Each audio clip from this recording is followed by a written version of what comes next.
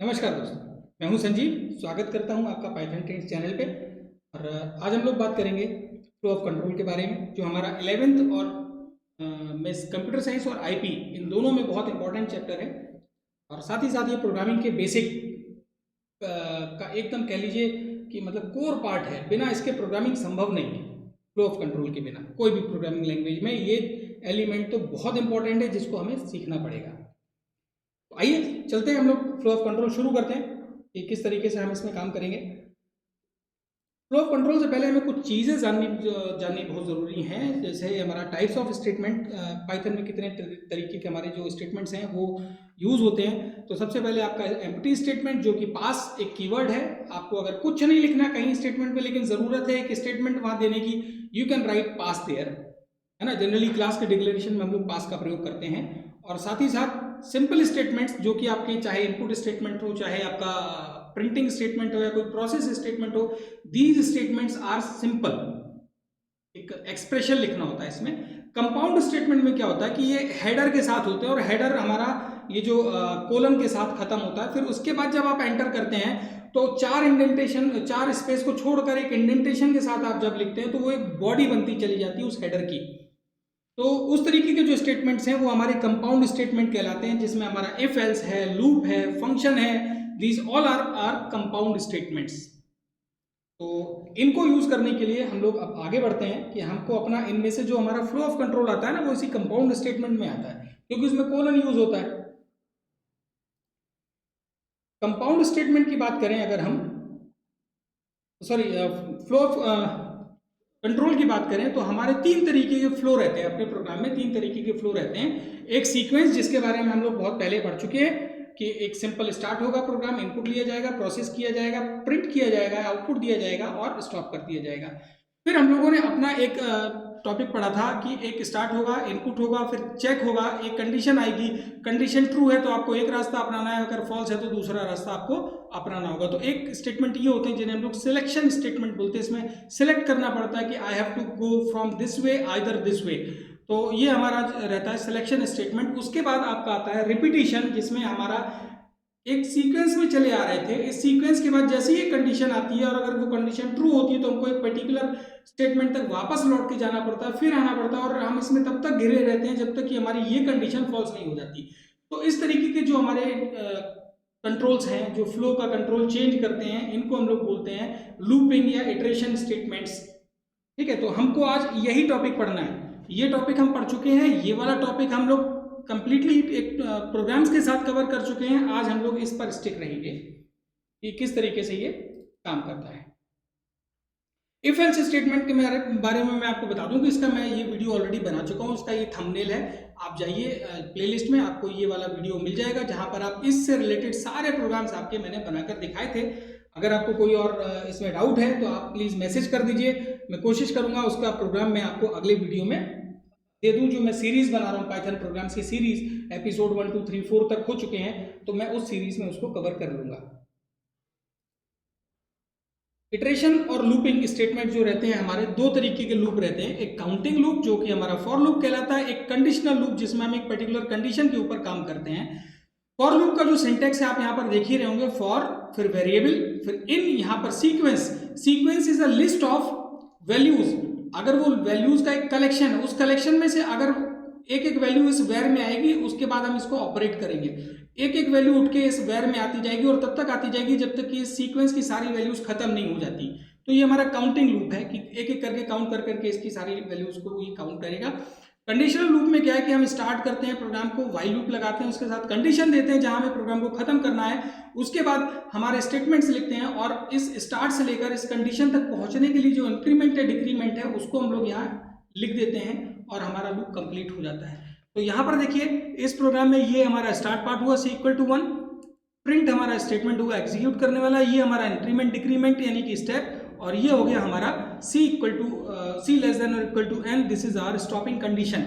तो अब हम लोग यही प्रोग्राम अपना पाइथन में बनाकर देखते हैं, जहां पर हम लोग फॉर लूप को पहले प्रयोग करना सीखेंगे। तो चलिए हम लोग पाइथन अपना ओपन कर लेते हैं। This is our Python. मैं अभी ये वाला प्रोग्राम इरेज कर देता हूँ। ये प्रोग्राम मेरा इरेज हो गया। मैं यहाँ से आउटपुट विंडो भी ले आता हूँ। अब मैं यहाँ पर एक सिंपल 1 से लेकर n तक की गिनती प्रिंट करने के लिए प्रोग्राम बनाऊंगा, जिसको आप लोग बहुत अच्छे से समझिए। सबसे पहले मुझे एक इनपुट में एक लिमिट लेनी पड़ेगी, कहाँ तक मुझे गिनती प्रिंट करनी है। तो मैं एंटर लिमिट कर देता हूँ। ये n में वैल्यू आ जाएगी। मुझे अगर 10 तक गिनती चाहिए तो मैं n में डाल दूंगा 10, अगर मुझे 100 तक चाहिए तो मैं n में डाल दूंगा 100। तो उसके बाद मैं फिर फॉर लूप लगाऊंगा, for i in this is my variable, जो आपके सिंटैक्स में था। आप सिंटैक्स यहाँ पर देख लीजिए, ये जो सिंटैक्स आप देख रहे हैं फॉर वेर, इस वेर की जगह मैंने रखा i, इन सीक्वेंस की जगह मैं रखूंगा range function. Range function return करता है 1 से लेकर n -1 तक की वैल्यू, लेकिन मुझे चाहिए 1 से लेकर 10 तक की गिनती, और मैंने n में 10 दे रखा हुआ, तो ये प्रिंट करेगा 1 से लेकर 9 तक की गिनती। तो मैं यहाँ पर n+1 कर लूंगा, क्योंकि मुझे 10 तक चाहिए। रेंज फंक्शन 1 to n-1 देता है, जो भी आप उसकी अपर लिमिट दीजिए उससे एक कम तक, तो उसके लिए मैंने यहाँ पर n+1 कर लिया। अब देखिए कंपाउंड स्टेटमेंट रहता है, उसके लिए कोलन, ये सिंटैक्स में रहता है कोलन, जैसे ही आप प्रेस करेंगे तो यहाँ से कर्सर नहीं आएगा, कर्सर आएगा थोड़ा सा अंदर।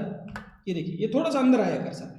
दिस मीन्स इस फॉर लूप की अपनी एक बॉडी बन गई, अपना एक ब्लॉक बन गया। इस ब्लॉक के अंदर मैं वो स्टेटमेंट लिखूंगा जो मुझे रिपीट करवाने हैं, और रिपीट क्या क्या करवाना है, प्रिंट आई रिपीट करवाना है। हो गया प्रोग्राम, 1 से लेकर ये 10 तक की गिनती प्रिंट कर देगा। बहुत सिंपल था, मैंने 10 दिया तो इसने 1 से लेकर 10 तक की गिनती प्रिंट कर दी। अब आप समझ गए होंगे कि हमारा लूप किस तरीके से काम कर रहा है। ये रेंज फंक्शन क्या कर रहा है, इसकी 1 से लेकर 10 तक के सीक्वेंस की एक लिस्ट बना रहा है, फिर एक एक वैल्यू को i में उठा रहा है और i को प्रिंट कर रहा है, फिर 2 i में लाया, i को प्रिंट किया, फिर 3 i में लाया, i को प्रिंट किया, और तब तक चलेगा जब तक कि मेरा ये सीक्वेंस कंप्लीटली खत्म नहीं हो जाता। अब इसी प्रोग्राम में मैं ये चेंज करना चाहूं कि मुझे 1 से लेकर 100 तक के सारे इवन नंबर्स चाहिए। अब आपको पता ही है कि इवन नंबर्स कहां से शुरू होता है, 0 से या 2 से आप शुरू कर सकते हैं। n+1 तक जाना है, लेकिन इवन नंबर का एक सीक्वेंस होता है कि 0 के बाद 2 आएगा, 2 के बाद 4 आएगा, 4 के बाद 6 आएगा। ये कैसे मिल रहा है कि आप पीछे वाले वैल्यू में 2 जोड़ दीजिए तो आपको अगली वैल्यू मिल जाएगी इवन नंबर की। यानी अगर मैं 0 में 2 जोड़ दूं तो मेरा 2 आ जाएगा, तो मैंने यहाँ पर 2 लिख देता हूँ। रेंज का ये कंप्लीट सिंटैक्स है, start value, and value, increment और डिक्रीमेंट। आप बड़े से लेकर छोटे तक भी आ सकते हैं। तो मैंने यहाँ पर ऐसे करके प्रिंट करा है। तो अब ये जो मेरा प्रोग्राम है, मैं इसमें 100 दे देता हूँ, तो देखिए 100 तक की इसने इवन नंबर सारे प्रिंट कर दिए। अब मुझे अगर ऑड नंबर चाहिए तो आप सीधी सी बात है कि आप शुरुआत कहाँ से करोगे, ऑड नंबर्स की 1 से, बाकी कोई चेंज नहीं है। अब आप इसको रन कराओ, 10 तक तो आपको ऑड नंबर दे दिए, वो तो आपके ऊपर है कि आप कितना इनपुट दे रहे हैं। तो बस कहाँ माइनर सा चेंज करके मैं अपने पूरे प्रोग्राम को बदल लेता हूँ, एक प्रोग्राम दूसरे में हमारा कन्वर्ट हो जाता है। अब इसी प्रोग्राम को मैं बनाता हूँ फॉर लूप, वाइल लूप से, जो आपका यहाँ पर दिखा हुआ है कि इसी प्रोग्राम को मैं वाइल लूप से आपको बना के दिखाता हूँ। दोनों अलग अलग टाइप के स्टेटमेंट्स हैं, काम दोनों का सेम है, दोनों लूप का काम कर रहे हैं, लेकिन एक की मतलब एक की वर्किंग जो टेंडेंसी है वो दूसरी है, दूसरे की जो काम करने की शैली है वो अलग है। तो हम लोग अब फॉर लूप पे आते हैं, अपने वाइल लूप पे। इसी प्रोग्राम को मैं वाइल लूप से बनाऊँ तो वाइल लूप में देखिए स्टार्ट पहले दिया जाता है। स्टार्ट का मतलब मैं c = 1 पहले ले लूंगा, क्योंकि मेरी काउंटिंग 1 से शुरू होनी है। फिर मैं वाइल लूप लिखूंगा, और कंडीशन है कि वाइल लूप तब तक चलता रहे जब तक कि हमारे c की वैल्यू लेस देन और इक्वल टू n है। तो ये देखिए, ये भी ब्लॉक बन गया कोलन लगाने के बाद, तो ये भी हमारा कंपाउंड स्टेटमेंट बन जाएगा। अब इसमें मैं लिखूंगा प्रिंट, c की वैल्यू को प्रिंट करूंगा, और साथ ही साथ अब ये 1 से लेकर n मतलब n तक जाएगा, तो बढ़ने वाला तो मैंने इसमें कोई स्टेटमेंट लिखा ही नहीं।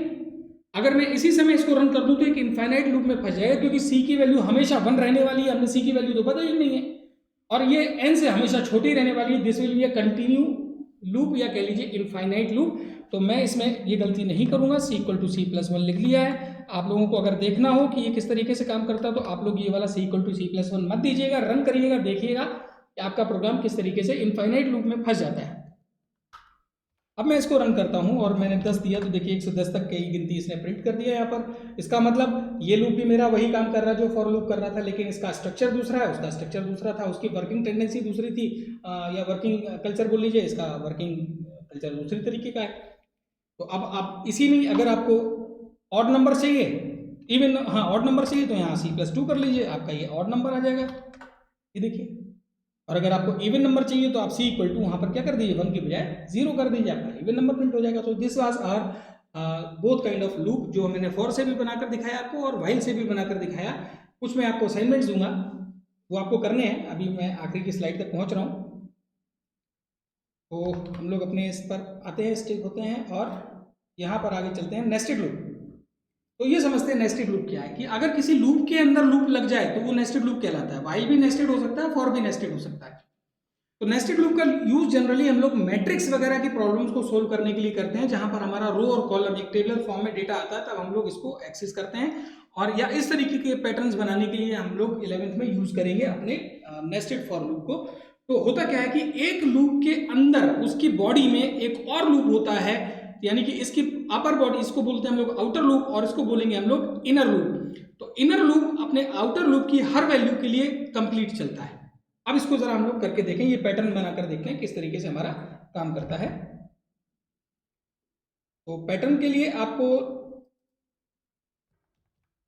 कहाँ गया प्रोग्राम का मेरा, ये रहा। पैटर्न के लिए मुझे क्या करना है, एक लिमिट तो चाहिए कि मुझे कितने के पैटर्न चाहिए, 5 के स्टार चाहिए, 10 स्टार चाहिए, कितने चाहिए। तो मैंने एक n तो लिमिट में ले ही लूँगा। फिर मैं लिखूंगा फॉर रो के लिए मैं r ले लेता हूँ, क्योंकि मेरा यहाँ पर 2 लूप लगेंगे, एक लूप लगेगा रो के लिए, दूसरा लूप लगेगा कॉलम के लिए। तो इन रेंज 1, n+1 क्यों लिया आप लोग समझ ही गए होंगे, क्योंकि ये मतलब अगर मैंने n की वैल्यू 5 दी तो ये 4 तक ही देगा। कंप्लीट 5 तक लेने के लिए n+1 लगाना जरूरी है। अब देखिए कोलन लगाया, तो कोलन के बाद ये इसके इनर लूप में आ गया, इसकी बॉडी में आ गया। यहाँ पर मैं एक कॉलम के लिए लगा दूंगा इन रेंज और 1, n+1 कर लेता हूँ अभी फिलहाल, और देखते हैं कि किस तरीके का हमारा पैटर्न प्रिंट होगा। ये एक रेक्टेंगल टाइप का आपका पैटर्न दे देगा। यहाँ पर मैं इसके अंदर लिखूंगा प्रिंट स्टार स्टार, ये प्रिंट लिखा। इसके बाद अगर मैं अभी इसको चला दूंगा तो क्या होगा कि ये एक लाइन में सारे स्टार प्रिंट कर देगा, क्योंकि अगर मैंने n की वैल्यू 3 दी तो ये टोटल 9 स्टार्स प्रिंट करेगा। इसके हर एक वैल्यू के लिए 3, यानी कि इसकी 3 वैल्यू के लिए अंदर वाले 9 टर्म कंप्लीट हो जाएंगे, 9 स्टार प्रिंट हो जाएंगे एक लाइन में। क्योंकि प्रिंट की टेंडेंसी है कि वो एक ही अगली वैल्यू अगली लाइन में देता है। इसके लिए यहाँ पर एक फैसिलिटी है प्रिंट कमांड के अंदर कि इसमें आप एंड इक्वल टू ब्लैंक ये दे दीजिए, तो ये क्या करेगा कि सेम लाइन में आपका आउटपुट रखेगा। तो अब क्या होगा कि 9 के 9 स्टार एक लाइन में चले जाएंगे। तो इसके लिए आपको क्या करना पड़ेगा, इसका लॉजिक बहुत अच्छे से समझिए कि आप इस इनर लूप से बाहर आ जाइए। तो जब आउटर लूप की अगली वैल्यू चलेगी, मतलब एक वैल्यू के लिए तो 3 बार इसने प्रिंट कर दिया, जब आउटर लूप की अगली वैल्यू आएगी तब ये प्रिंट कमांड आप ब्लैंक के साथ दे दीजिए। तो ये क्या करेगा कि नेक्स्ट लाइन अपने आप ले आएगा, प्रिंटिंग आपकी नेक्स्ट लाइन में शुरू होगी। लेकिन चूंकि इसके अंदर कुछ नहीं लिखा है तो प्रिंट कुछ नहीं करेगा। तो अब मैं इसको रन करता हूँ, उसको देखता हूँ कि किस तरीके से हमारा काम करेगा। मैंने इसको 10 दिया, तो देखिए 10 इस तरीके से स्टार 10 बाई 10 का स्टार आ गया, एक 10 रो और 10 कॉलम का एक स्टार का पैटर्न प्रिंट हो गया। अब मैं यहाँ क्या कर रहा हूँ, सिंपली स्टार्ट, यहाँ पर एक स्पेस दे लेता हूँ। इस स्पेस को देने से क्या होगा कि जो ये पैटर्न है कुछ और बढ़िया तरीके से आ जाएगा। एक स्क्वायर को अगर आपको लाना है तो एक और स्टार दे दीजिए, तो स्क्वायर जैसा प्रिंट हो जाएगा। अब इसको मुझे बनाना है ट्रायंगल। तो ट्रायंगल कैसे कि पहली लाइन जब होगी तो 1 स्टार प्रिंट हो, दूसरी लाइन में 2 स्टार प्रिंट हो, तीसरी लाइन में 3 स्टार प्रिंट हो, चौथी लाइन में 4 स्टार प्रिंट हो। तो ऐसा करने के लिए मतलब जितने नंबर ऑफ लाइन हो तो अंदर वाला लूप उतने नंबर टाइम्स तक चले। तो इसके लिए मैं यहाँ पर सिंपली क्या कर दूंगा, n की जगह r कर दूंगा। तो जब r की वैल्यू आपकी 1 है तो ये 1 से लेकर 1,2 यानी कि एक से लेकर 1 तक चलेगा, 1 स्टार प्रिंट करेगा। जब r की वैल्यू 2 हो जाएगी तो 1,3 यानी कि 1 और 2 के लिए चलेगा, 2 स्टार प्रिंट करेगा। ऐसे करके ये आपका एक पैटर्न प्रिंट कर देगा। और ये देखिए यहाँ पर मैं 10 प्रिंट कर रहा हूँ, तो इस तरीके से एक ट्रायंगल शेप में आपको दे दिया। तो बाकी का जो अगला आपका, आप इसको चाहो तो नोट कर लो, स्क्रीन पॉज करके जितने प्रोग्राम्स पीछे बनाए उनको आप स्क्रीन पॉज करके आराम से स्क्रीनशॉट ले लीजिएगा।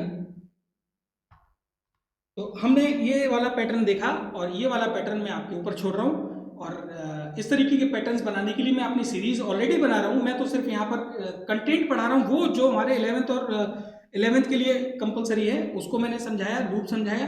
प्रोग्राम्स की जो कंप्लीट है वो मैं उसकी पूरी सीरीज चला रहा हूँ। आप लोग उस सीरीज की प्लेलिस्ट पे जाइए, आपको सारे प्रोग्राम्स मिल जाएंगे, है ना। तो ये प्रोग्राम्स भी मैं आपको वहाँ पर बनाकर पूरा एक वीडियो इसका कंप्लीट करूँगा, आप लोग उसको विजिट जरूर करिए। जंप स्टेटमेंट देखते हैं।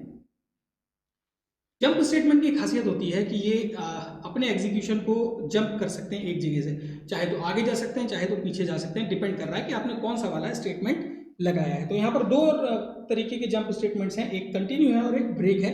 तो इसको हम लोग प्रैक्टिकल के थ्रू समझेंगे। प्रैक्टिकल के थ्रू समझने के लिए मैंने इसका ये बंद किया और पाइथन को ओपन किया अपना ये, ठीक है। यहाँ पर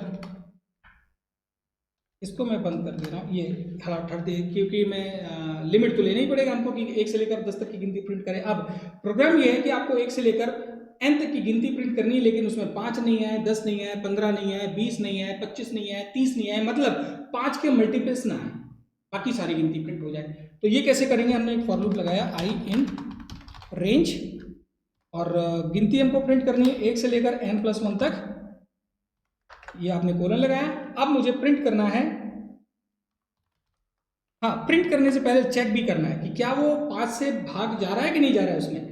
तो मैं इसके लिए लिखूंगा इफ स्टेटमेंट। अब आप समझ गए होंगे, इफ जो मेरा आई है, क्योंकि वैल्यू तो मेरी आई में है ना, आई %5 लगा रहा हूं, और अगर ये मेरा भागफल 0 देता है, यानी उससे मैच कर जाता है, तो मैं कर दूंगा कंटिन्यू। एल्स यानी इस इफ के बाहर निकलने पर अब मैं जो प्रिंट करूंगा वो करूंगा प्रिंट आई। हो गया प्रोग्राम। देखो ये प्रिंट तो चलेगा, लेकिन हर बार चलेगा। आई की वैल्यू के लिए ये कंडीशन अगर ट्रू होगी तो कंटिन्यू पे आएगा, कंटिन्यू अगर आ गया तो आगे नहीं बढ़ेगा, ये प्रिंट पे नहीं आएगा, ये सीधे ऊपर चला जाएगा अगली वैल्यू के लिए, यानी कंटिन्यू उसको आगे मतलब नेक्स्ट वैल्यू के लिए कंटिन्यू कर देगा, लेकिन आगे के स्टेटमेंट्स को ये फॉलो नहीं करेगा। तो क्या होगा कि जैसे ही हमारा 1 के लिए, तो 1 के लिए कंडीशन फॉल्स है तो प्रिंट होगा 1, 2 के लिए फॉल्स है तो 2 प्रिंट होगा, 3 प्रिंट होगा, 4 प्रिंट होगा, लेकिन 5 के लिए कंडीशन ट्रू हो जाएगी, कंटिन्यू हो जाएगा। कंटिन्यू इसको यहाँ ले जाएगा, मैंने स्पेलिंग गलत कर रखी, सॉरी, अभी ये मुश्किल कर देता ये continue, this is a keyword, ठीक है। अब इसको मैं रन करता हूँ। अब मैंने गिनती दी 20 तक की, तो देखिए इसमें इसने गौर से देखिएगा, सॉरी, ये आ गया, मैंने स्क्रीन को थोड़ा सा बढ़ाया, ये देखिए 1 2 3 4 के बाद 5 नहीं है, 10 नहीं है, 15 नहीं है, 20 नहीं है, यानी कि इसने जहाँ जहाँ 5 से भाग चला गया होगा वो वैल्यूज़ को इसने नहीं प्रिंट किया, क्योंकि वहाँ कंटिन्यू एनकाउंटर हो गया, तो प्रिंट स्टेटमेंट पे नहीं गया, ये इसको ऊपर ले गया।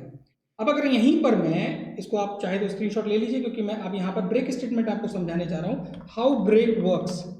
अगर ब्रेक स्टेटमेंट एग्जीक्यूट हो जाता है, ब्रेक i = 5 होने पर, मतलब i का 5 का i में भाग जाने पर ये ब्रेक पर आ जाएगा, और ब्रेक की टेंडेंसी होती है कि जिस बॉडी के अंदर होता है उसको टर्मिनेट करके उसके बाहर ले आता है। तो ये फॉर लूप के बाहर आ जाएगा, यानी 1 2 3 4 तो प्रिंट होगा, जैसे ही 5 आएगा तो ब्रेक कर देगा और बाहर आ जाएगा, बाकी का कुछ भी प्रिंट नहीं होगा। ये देखिए इस तरीके से मेरा ये ब्रेक स्टेटमेंट काम कर रहा है। तो अब आप लोग समझ गए होंगे किस तरीके से काम हमारा ये करते हैं। अब हम लोग आते हैं अपने असाइनमेंट्स में। असाइनमेंट में आप लोग ये प्रोग्राम्स करिएगा। ऊपर वाले दोनों प्रोग्राम इफ और एल्स के लिए हैं, जो मैं ऑलरेडी आपको करवा चुका हूँ। प्रिंट और ये इवन ऑड में आपको करवा चुका हूँ। बाकी का फिबोनाची की series, x⁴n, factorial of n और पैटर्न्स आपको जो डिफरेंट हैं वो आपको बना कर देने हैं। वैसे मैं एक नीचे वाले ऊपर वाले तो बना चुका हूँ ऑलरेडी, पीछे वीडियोज हैं, यहाँ से लेकर यानी कि फिबोनाची सीरीज से लेकर और जो आगे बाकी के और भी जो हमारे फॉर लूप से या व्हाइल लूप से रिलेटेड प्रोग्राम्स हैं उनको मैं अपनी उस सीरीज में लेकर आऊंगा जो मैं पाइथन प्रोग्राम्स के लिए बना रहा हूं, यानी एपिसोड नंबर 5 में हम लोग उसमें मिलेंगे। तो ये था हमारा आज का टॉपिक। आपको और ज़्यादा मटेरियल चाहिए क्लास 11th और 12th कंप्यूटर साइंस और आईपी से रिलेटेड, तो आप लोग इस वेबसाइट पर जा सकते हैं। यहाँ पर आपको बहुत सारा मटेरियल अपने स्टडी से रिलेटेड मिल जाएगा, पीडीएफ मिल जाएंगी, बाइलिंगुअल मिल जाएगा, हिंदी इंग्लिश में आप जिसमें चाहें आपको ये डेटा अवेलेबल है।